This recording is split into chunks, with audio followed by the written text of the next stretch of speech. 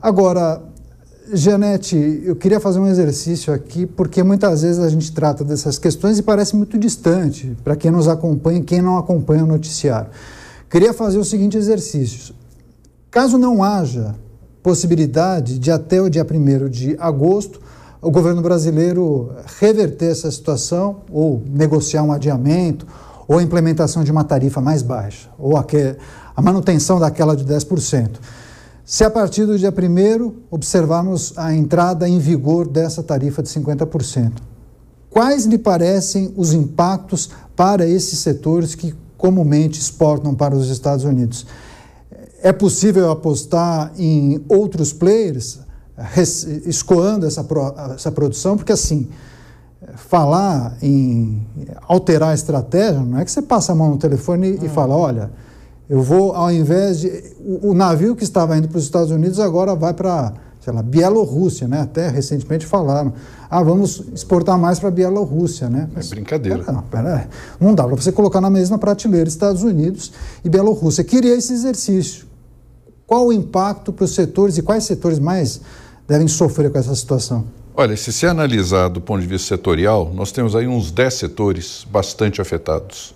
Já foram vários relacionados aqui, ferro, siderúrgicos, né, para ser mais preciso, alumínio, açúcar, café sucos de laranja, aviões, autopeças, equipamentos. Até a maior parte, como falou Roberto Dumas, são produtos manufaturados, valor agregado. Atrás de valor agregado, milhões de empregos. E o pior é que tem um efeito multiplicador, que quando o Felipe estava falando também eu alertei, que é o seguinte. Então vamos supor, uma fábrica de tratores, ela para de produzir porque os 50% não é somente uma tarifa, é um embargo. Não dá mais para vender.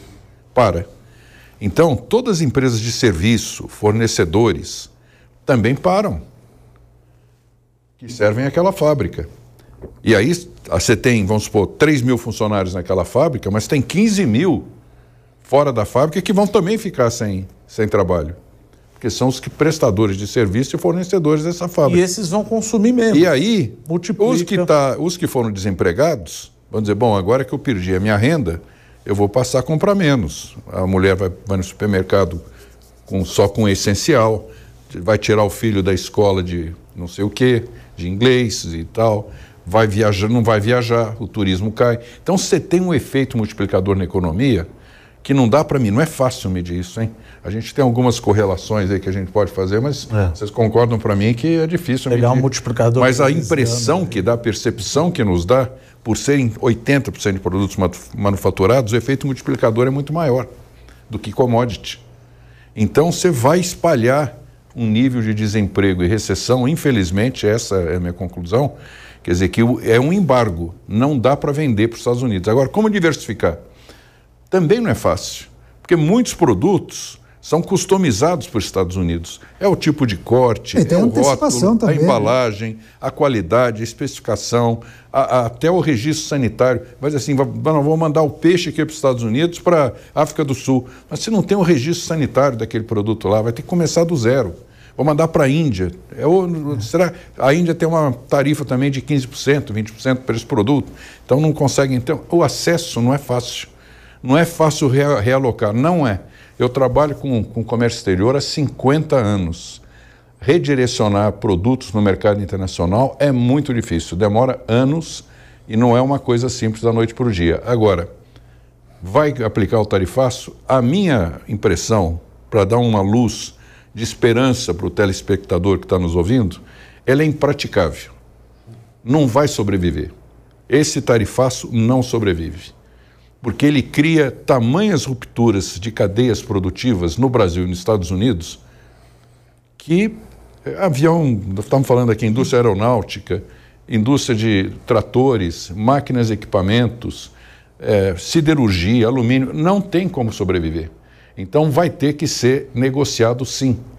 Agora, bloco a bloco, setor a setor. Eu não acho que vai antes de 1º de agosto, não. A dúvida que eu tenho, que eu vou repetir, é que se ele avança no tarifaço e corre o risco de judicialização, que vai acontecer, e aí nós estamos falando de danos de bilhões de dólares que ele vai ter que pagar, ou ele simplesmente vai ter uma atitude mais pragmática e responsável, dizer, não, nós vamos dar um prazo de 90 dias ou 60 dias para o Brasil negociar. E acreditar que nós, empresários, junto com o governo, vamos conseguir fazer um acordo de agenda positiva que melhore o ambiente de negócio para os dois países. Essa é a mensagem que a gente tem que dar para eles, de esperança. Olha, nós estamos aqui e sabemos que temos que fazer isso. Não estamos inconscientes do problema. Ok, está chamando para a mesa de negociação, nós vamos. Nós sabemos jogar, sabemos negociar. Mas tem que dar chance, você tem que sentar na mesa e falar. Eles não deram essa chance para nós ainda.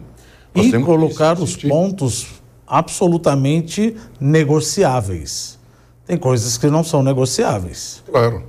Pedir o fim do PIX, por exemplo, esquece. Não, mas me parece que é justamente o phishing... o argumento adotado pelo vice-presidente Geraldo Alckmin, porque não acho que ele tenha contemplado todas as pautas destacadas por Donald Trump naquela carta, na resposta enviada, né? Pelo menos na abertura de negociação, né? No comunicado que ele enviou. Não me parece que ele tenha tratado as questões que envolvem Jair Bolsonaro, o Supremo Tribunal Federal. Não. Ele se ateve às questões comerciais, me parece.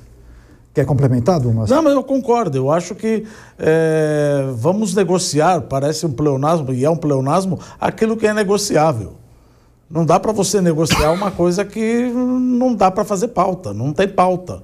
Vamos terminar o PIX, vamos terminar com a Rua 25 de Março. Agora, tem o problema da propriedade intelectual. Sim, tem um problema enorme da propriedade intelectual, assim como tem na China também.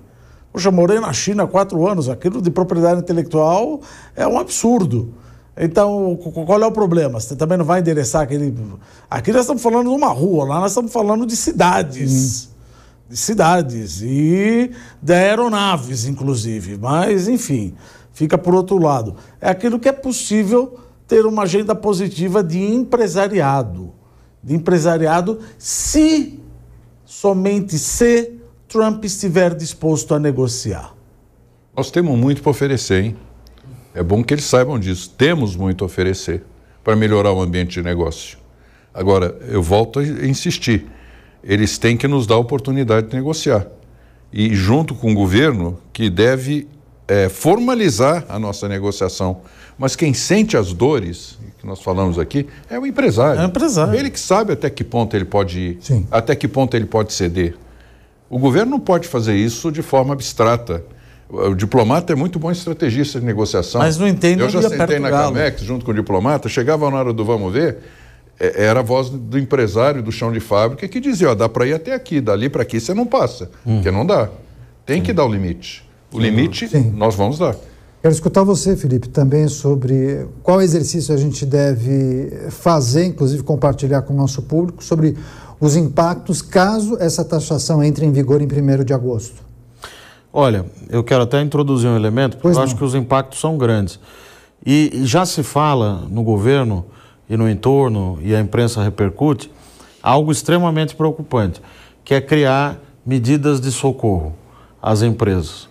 Inclusive, o Diego, nosso coordenador, há pouco, ele me trouxe justamente essas informações. Subsídios, vantagens tributárias, Ministro Haddad devolução disso, de créditos e que tais. Falta de imaginação isso, né? Pois é, mas essa é a minha preocupação, porque isso é muito fácil. Olha lá, estão fazendo essa maldade conosco, então deixa que o governo resolve. Vamos aumentar um pouquinho. Isso é bem Brasil, né? Isso é muito Brasil. Né? E já está nos jornais, na Folha de São Paulo, no Estadão, todos eles já estão discutindo. E o nosso déficit está em 80 bilhões, a previsão para esse ano.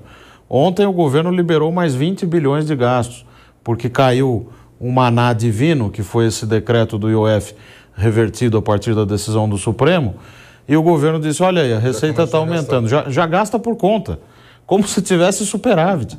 Mas, na verdade, a previsão do próprio governo é de 75 bilhões de déficit. Então, minha maior preocupação é essa, é a atrapalhada que a gente pode fazer em cima desse cenário adverso, que é bastante difícil de ser resolvido, mas ouvindo o Roberto Gianetti eu fico até mais tranquilo, porque me dá uma esperança de que a gente pode ganhar um pouco mais de prazo e, escolhendo as pessoas certas seja do governo ou do empresariado, para sentar à mesa de negociação, a gente pode evitar esse mal maior. Agora, o proselitismo, a demagogia e o populismo estão aí prontinhos para serem usados. Para atrapalhar, né? Para atrapalhar. E essa é a minha maior preocupação. Eu li uma charge uma vez que eu gostei muito, eu não vou falar de quem é, mas etc e tal, que você vê que tem gente que está fazendo patrioteio e deixar o Geraldo Alckmin para descascar o abacaxi. Você fica no patrioteio, quero democracia, não sei o quê, mas abraça Irã, etc. E depois deixa o abacaxi para o Geraldo Alckmin e para os empresários falar, não é bem assim, né?